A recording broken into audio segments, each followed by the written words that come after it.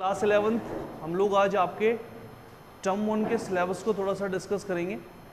आप लोग जानते हैं कि इस साल जो आपका एग्ज़ाम पैटर्न है वो थोड़ा सा चेंज हुआ है।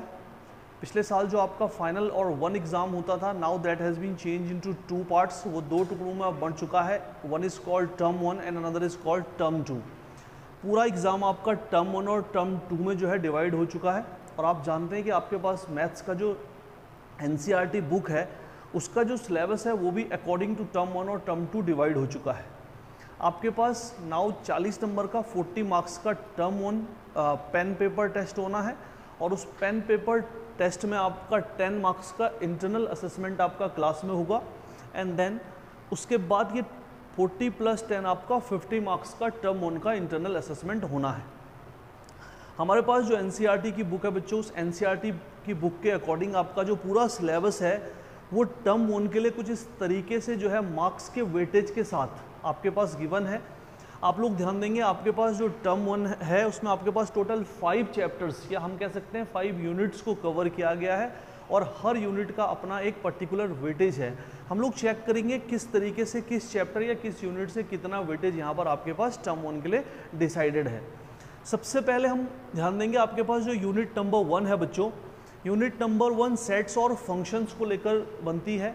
और सेट्स और फंक्शन को लेकर जो यूनिट नंबर 1 आपके पास बनती है, the total weightage from these 2 chapters, और हम कह सकते हैं कि इस यूनिट से आपके पास 11 मार्क्स का है। आप जानते हैं सेट्स के अंदर क्या क्या चीज़ें आपके पास हैं और फंक्शन के अंदर क्या क्या चीज़ें आपके पास हैं। 2 चैप्टर सेट्स और रिलेशन एंड फंक्शन से मिलकर ये यूनिट बनी हुई है। सेट के बहुत सारे ऑपरेशंस, टाइप, सेट्स को किस तरीके से लिखा जाए, ये सब इसमें कवर होने वाला है। रिलेशन एंड फंक्शंस को आप जानते हैं, टाइप ऑफ रिलेशंस आपके पास है। पहले रिलेशन कहते किसे हैं, फंक्शन किसे कहते हैं, डोमेन क्या है, रेंज क्या है, कोडोमेन क्या है, किस तरीके से हम डिफरेंट फंक्शंस का डोमेन, रेंज और कोडोमेन इवेल्यूट करेंगे। ये आपका फर्स्ट जो यूनिट है इसके अंदर आता है। 11 मार्क्स का टोटल आपका यहाँ से बनना है। Second that is algebra. Second unit जो आपके पास है दैट इज एलजेब्रा। एलजेब्रा में आपके पास 2 या 3 टॉपिक्स को कवर किया गया और यहाँ से जो आपका वेटेज है दैट इज ऑफ 13 मार्क्स। वो 13 मार्क्स का आपके पास वेटेज है। इसी तरीके से हम लोग बात करते हैं कोऑर्डिनेट ज्योमेट्री की। आप लोगों ने क्लास 9th और 10th में भी इसे पढ़ा है, लेकिन यहाँ पर थोड़ा सा अपग्रेड होकर ये आती है। एक्स एक्सिस वाई एक्सिस के साथ हम लोग यहाँ पर एक और नए और तीसरे एक्सिस को इंट्रोड्यूस कर देते हैं, that is called Z axis. उन सबसे मिलाकर आपके पास ये कोऑर्डिनेट ज्योमेट्री चैप्टर बनता है। अगर हम वेटेज की बात करें तो 6 मार्क्स का वेटेज आपका यहाँ से इस पर्टिकुलर यूनिट से बनता है। The most important unit that is calculus. आप क्लास 11th में हो चाहे आप क्लास 12th में जाओगे, ये कैलकुलस वाला पार्ट भले इसका वेटेज यहाँ पर थोड़ा सा कम है, but this is very important topic और यूनिट। इस कैलकुलस में हमारे पास क्लास 11th में लिमिट्स एंड डेरिवेटिव्स आपके पास आने वाला है। 2 टॉपिक्स इस यूनिट कैलकुलस में हम लोग कवर करेंगे। वन इज कॉल्ड लिमिट्स और the another one will be derivative. Limit और डेरिवेटिव को हम यहाँ पर डिस्कस करेंगे। बेसिक ऑफ लिमिट और बेसिक ऑफ डेरिवेटिव यहाँ पर आपके पास होने वाला है। अकॉर्डिंग टू CBSE 4 मार्क्स का वेटेज यहाँ से इस यूनिट से रखा गया है। Then the last one is statistics and probability. Statistics जो आपके पास यूनिट है बच्चों, वो क्लास 11th मैथ्स तक ही आपके पास है। You will not get any stats in class 12th।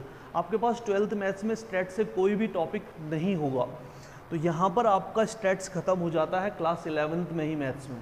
Stats के साथ प्रोबेबिलिटी इस यूनिट में इंक्लूड है। इस प्रोबेबिलिटी को भी हम कह सकते हैं कि one of the most important topic और यूनिट ऑफ क्लास 11th, क्योंकि क्लास 12th में भी आपके पास बहुत अच्छे लेवल पर प्रोबेबिलिटी को दिया गया है। तो ये लास्ट यूनिट, यूनिट नंबर 5 है। स्टैट्स और प्रोबेबिलिटी से मिलकर ये यूनिट बनती है। और अगर आप लोग ध्यान से देखेंगे तो the weightage for this particular unit is 6 marks. आपके पास 6 नंबर का वेटेज यहाँ से रखा गया है। स्टैट्स को आप थोड़ा सा अपग्रेड करके पढ़ोगे, जो हम लोगों ने क्लास 10th में मीन मीडियन मोड को निकालना सीखा था। यहाँ पर कुछ नई टर्म्स हम स्टैंडर्ड डेविएशन, वेरिएंस, इस तरीके की कुछ नई टर्मोलॉजी को पढ़ेंगे और वहाँ पर उनको इवेल्यूट करना सीखेंगे। बात हम प्रोबेबिलिटी की करते हैं तो प्रोबेबिलिटी को भी बेसिक हमने क्लास 10th में देखा है। यहाँ पर थोड़ा सा और अपग्रेड करके हम इस प्रोबेबिलिटी को डिस्कस करने वाले हैं। तो इन यूनिट्स के अंदर क्या है और उसको कैसे पढ़ा जाएगा that we will see in class, उसको हम क्लास में देखेंगे। लेकिन जो पर्टिकुलर यूनिट्स से वेटेज की हम लोग बात कर रहे थे 11, 13, 6, 4 और 6, ये मिलाकर आपके पास 40 मार्क्स का वेटेज यहाँ से बन जाता है बच्चों, और 10 मार्क्स का आपका मैंने कहा इंटरनल असेसमेंट होगा and then it will be 50 marks term 1। इसी तरीके से हम लोग देखेंगे कि कैसे जो है टर्म 2 का आपके पास सिलेबस है, क्योंकि पहले आपका टर्म 1 फर्स्ट हाफ में होना है, तो you please note down this syllabus and just study according to this. Thank you.